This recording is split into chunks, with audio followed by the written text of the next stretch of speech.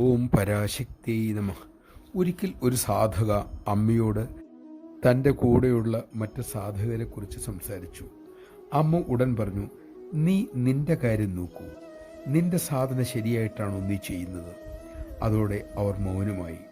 അന്ന് ജപിച്ചുകൊണ്ടിരിക്കെ അവരുടെ ഉള്ളിൽ അമ്മയുടെ കൃപയാൽ വ്യക്തമായ ഒരു സന്ദേശം ഉയർന്നു. ഒന്ന്, മറ്റുള്ളവരുടെ ആധ്യാത്മിക ഉന്നതി അളക്കാനും ചിന്തിക്കാനും താൻ പോകേണ്ടതില്ല, അത് തൻ്റെ ജോലിയല്ല. മനസ്സിൻ്റെ അത്തരം കള്ളക്കളികളിൽ ഞാനിനി വീടില്ല. ഇന്നു മുതൽ ഞാൻ എൻ്റെ സാധനയിൽ പൂർണ്ണമായും മുഴുകാൻ ശ്രമിക്കും. രണ്ട്, അമ്മ എല്ലാം അറിയുന്നുണ്ട്, അമ്മ എന്നെ നയിച്ചുകൊള്ളും. അതുകൊണ്ട് തന്നെ ഞാൻ ഒരു കാര്യത്തെക്കുറിച്ചും പരിഭ്രമിക്കേണ്ട ആവശ്യവുമില്ല. നമഃ ശിവായ. ഈ രണ്ട് കാര്യങ്ങൾ ജീവിതത്തിൽ പകർത്താൻ നമുക്ക് സാധിക്കട്ടെ. അതിനായി അമ്മ നമ്മെ അനുഗ്രഹിക്കട്ടെ.